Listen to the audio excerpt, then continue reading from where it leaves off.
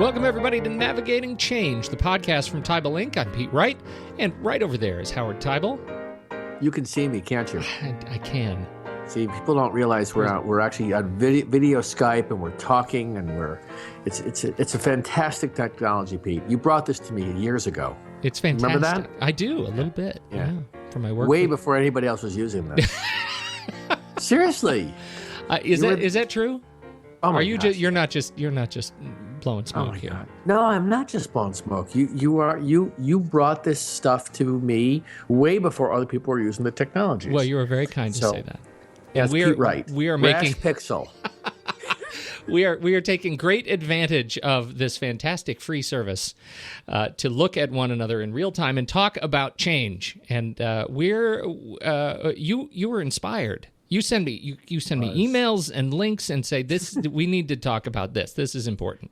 Yeah. So what is this today? What are we going to talk about? Well, I find myself on elliptical machines, trying to come up with new ideas, and I'm going not a metaphorical elliptical machine, right? No, a real one. A real one. Yeah. And I got my iPad in front of me. I look like a crazy person, but the point here is that I was in a event where a participant, where the speaker was talking to heads of independent schools about transformation, and that we need to transform, and the importance of transforming independent schools. And then he started giving some examples. So somebody raised their hand and said, "Can you define transformation?"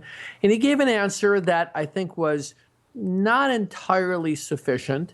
And as I was thinking about transformation and that word, I think it's true, and I got up in front of the group because I had to do the next session, is I said I think we overuse the word transformation, or we misuse it to describe something that isn't transformation. And a lot of the work that we're doing falls, I think, into two different buckets that I read about from these co-author Dean Anderson and Linda Ackerman.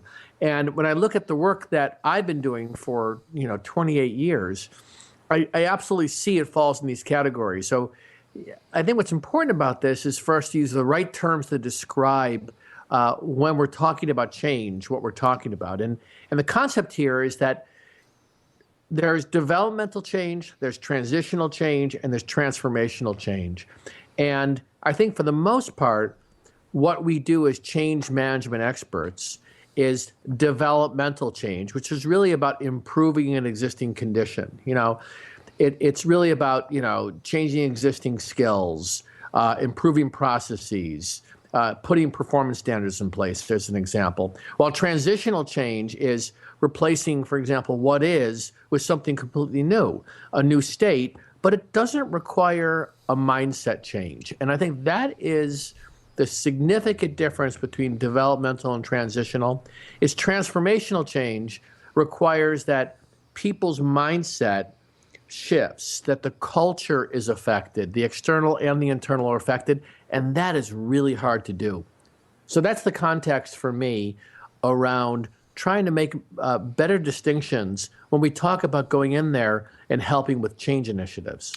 Talk to me a little bit about the role of predictability in change in the context of these of the precision of terms that you're introducing here. That's a great point, because I think in developmental change, if you're trying to improve something, you've got, let's say that you've got a process in place and it's a technology and you're going to put workflow in, right? So you're going to improve the process. The predictability in, I think, a developmental change is you have a current state and you do it fairly well, but you want it to be better. So you can, I think, predict by introducing, for example, a technology workflow, that it's going to speed the process up. And I think that gives you confidence to go ahead and do that. I think that you have a little less predictability when you're trying to replace something with something else. So, for example, a perfect example of the difference between transitional and transformational is that over the years, we have been involved in, let's just call it, enterprise risk projects. So this would be putting in a new financial system or a new HR system, right? And the typical ones in higher education are, PeopleSoft, Oracle, Banner. Those are the three biggies. And now Koali is another one, which is open source. But the point here, and anyone listening to this that isn't higher ed is familiar with those terms. So in a transitional kind of change, we're using this old accounting system. It works off of mainframe systems, and some, by the way, are still working off of these systems. And we're going to then put in this newer technology and this newer software program, and we'll have a different way of doing what we used to do. So when we process vouchers, we used to do it this way. Now we're doing it this way. So you do that. That is the kind of from and to. But the problem is this. When senior leadership signs up to invest millions of dollars in these initiatives, they're not looking for basically just an old and a new system. They're looking to do the work better and different. And what doesn't happen often in these kinds of transitions from an old system to a new is a mindset change. People, and then from a design standpoint, they put these systems in place that basically mimic what was done before, but just differently. So they don't get better financial reporting out of it, because what they're basically saying is, let's replace this financial report with this one. It's going to be out of this tool. And the transitional or transformational view of this is, let's step back and say, what does it really look like to get the kind of data or output from these systems that lets us make better decisions? That's a really interesting point, though, because there's room in the space for process improvement to lead to the same results, but get to those results faster or more efficiently, or in a clever new way, or reducing the number of people that need to touch it to get to the same result. That's one kind of process change. That's what I'm calling, and I think is transitional. Transitional, okay. Right? Go ahead. So the end. So we can call the end state. There would be a greater degree of predictability. We know what we're going to get because we're going into the change with that outcome. Yeah, right. We're basically replacing one system with another. It's like using WordPerfect versus Word, or Lotus 123. Now I'm dating myself. Wow. Lotus 123 with Excel. Stop it. Wow. Stop it. I'd heard of Lotus. I'd never used it. Sure. Okay, I'm lying. Sure you did. But what we're saying here is that if you're, this goes back to the precision of language, the importance of the words that we're using, that, we're not going to call that a transformational change because we're not thereby contributing to the body of knowledge, right? We're not contributing to embracing and extending what we're capable of doing and how we understand our own business.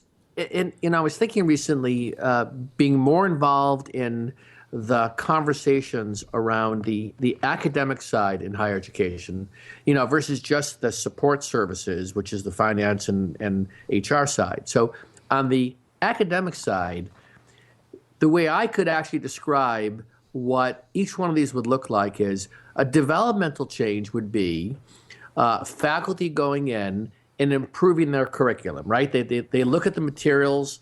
They basically do a rewrite, and they have a better set of materials, right? It's the same materials, but it's improved. A transitional change would be using this concept of flipping the classroom, so that instead of getting in front of the classroom and lecturing, what they're doing is they're signing work. People are looking at them online. They do it offline. And then the classroom with lots of students is where they're having discussions, right? That's flipping the classroom. That's transitional. That is not transformational, right? Transformational is something like moving the core curriculum online. Now, if I said this to faculty members, their eyes would glaze over. This idea of you can't move the core online. I mean, it's like you can't even imagine what that looks like. And the challenge with transformational change, and it's a function of people's capacity to deal with uncertainty, is that you actually have to be willing to design as you go. You cannot have the answers up front about what's going to work. As a matter of fact, if you prescribe it, it's not going to work, right? So we're looking at trying to introduce big ideas into higher education. And the reason they become medium and small ideas is because people want to know before it's in place whether it's going to work. Right. Right. Right. And the capacity for being willing to manage it along the way is something that is a discipline that I think we haven't exercised that muscle enough. And that's why we talk about, and I can't tell you the number of projects where all we're for the most part doing is dealing with low-hanging fruit. Now, for some people, those low-hanging fruit is a big deal, but it's still low-hanging fruit. Well, and that was one of my other questions here. It seems like there is when you talk about, and we have talked about this a lot before, right? This idea that change really begins with the individual, right? If we're going to change, we're changing the mindset. We're working on this individual relationship to change. When you look at ownership of change in the context of these three sort of new kind of variations that we're talking about, how do you see change owned? It seems to me like this sort of developmental change or transitional change would be closer to the individual end of the spectrum, but transformational change is in the domain of administration. Is that am I seeing that right? When you say in the domains of administration, what do you mean? Well, you don't. I mean, how often do you see an individual coming into work at their desk thinking, "I'm going to completely upend my job, and I don't know what it's going to look like tomorrow." No, right. Right. This gets back to what we're seeing more and more. It points to the leadership having a clear vision, enrolling the right people in that vision, and then telling those who need to be part of the change or help make the change happen what it looks like to operate in that unknown. And what it looks like is that we're going to take a concept, and let's just use moving the core online. But by the way, I'm not suggesting the core should be online. It's a great hypothetical, right? But there are some schools that are like, some of our core could be online, right? And that could, but there's lots of reasons why there's challenges with that. Well, I got another one. Just as I just got an email from the president of my alma mater, who says, we don't know what it's going to look like, but we've just signed on to an initiative to take much of our curriculum into this new MOOC collective.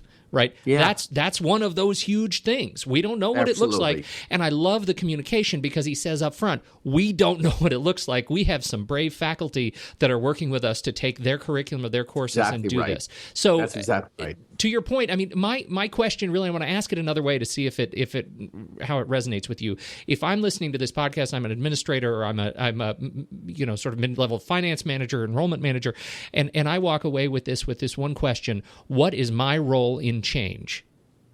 How would you reflect on that question? Well, I think my role in change is to look at the situations, the initiatives you have in front of you, and then ask yourself, is this the kind of change that's really about simply improving something? Is it about replacing something? Or is it truly about transforming something? And if it's about improving or replacing, then what you have to do really is build a case for those around you. If this is your initiative, about why this is important to do.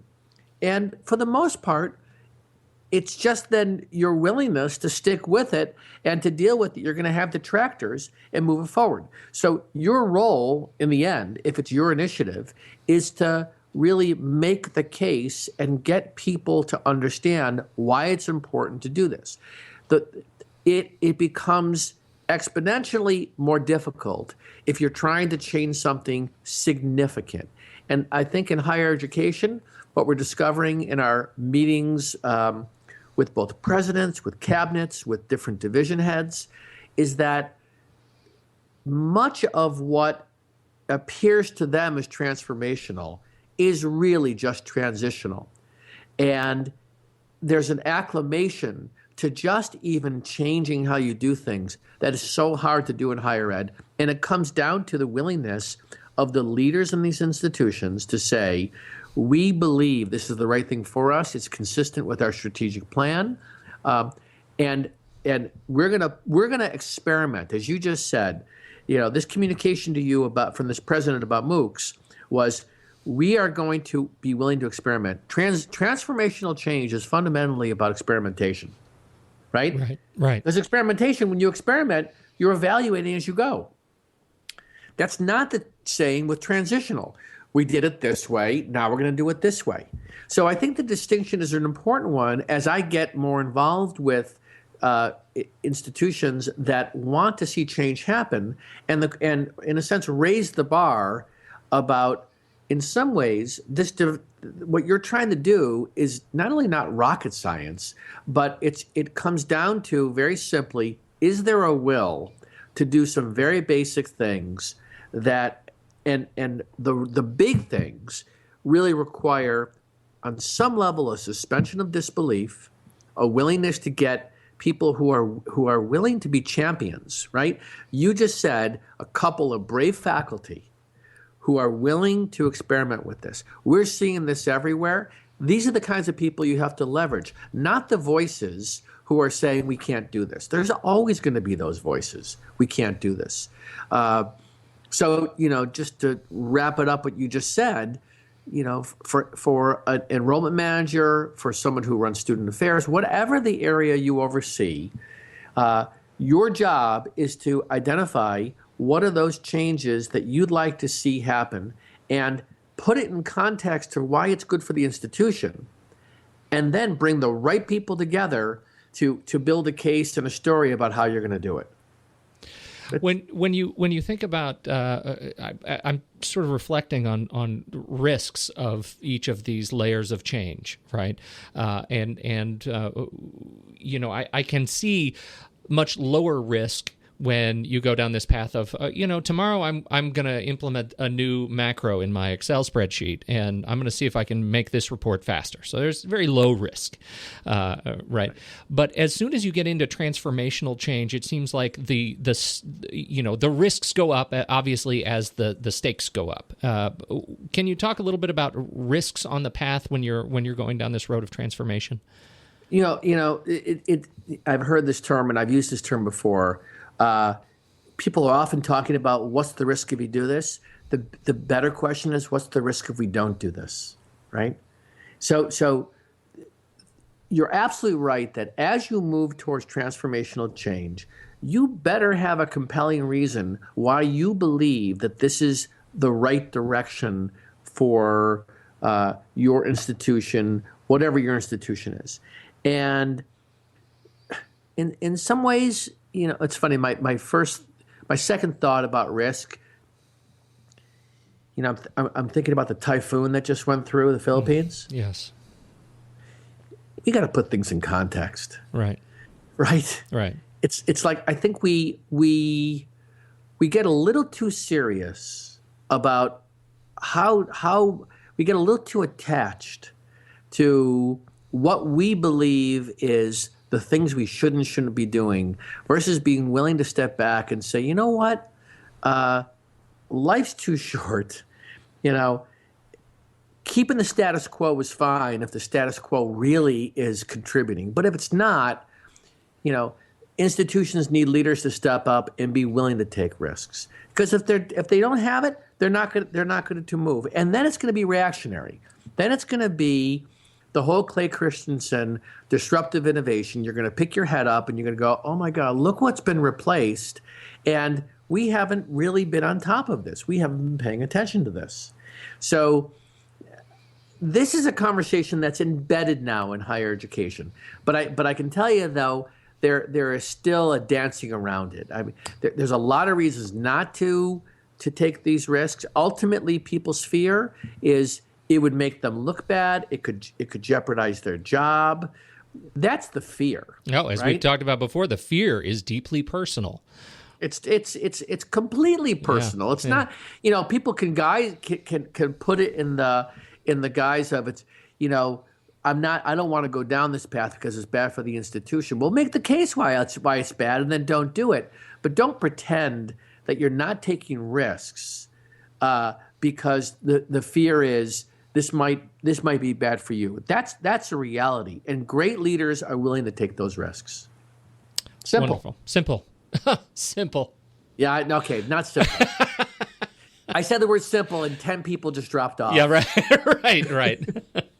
They just drop their internet device. Yeah, that's good. Like it's it. I'm not coming back ever again. Yeah, I'm done.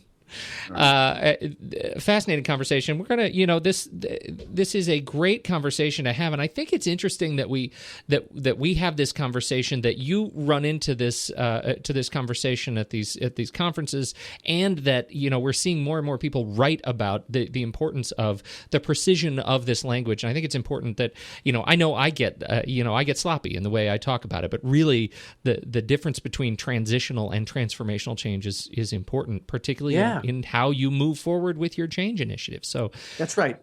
It's good stuff. As always, Howard, thank you so much for your time always and a expertise. pleasure. I always learn. Always learn. Talking with you. You can find us at teibelinc.com. You can subscribe to the show for free in iTunes, or this is another great way. If you are an Android listener and or a PC listener, and you don't use the iTunes ecosystem, you can head over to Stitcher Smart Radio. They just search for us there, and they have they've completely revamped their website and their app. For Android or iOS. What did I say? This guy knows more than Stitcher. Who knows Stitcher? No, Stitcher, it's big. It's second to iTunes. Yeah, it's big. I'm telling you, half the people that are listening have no idea what you're talking about, including me. You're just you and your smart aleck. I tell you, can't take you anywhere. That's an acknowledgement. I'm saying you're awesome. Oh, then I mean, thank you so much, Howard. I deeply appreciate your conscientious comments, and thank you all for putting up with both of us and listening to the show this week, and we will catch you next week on Navigating Change, the podcast from Howard and Pete.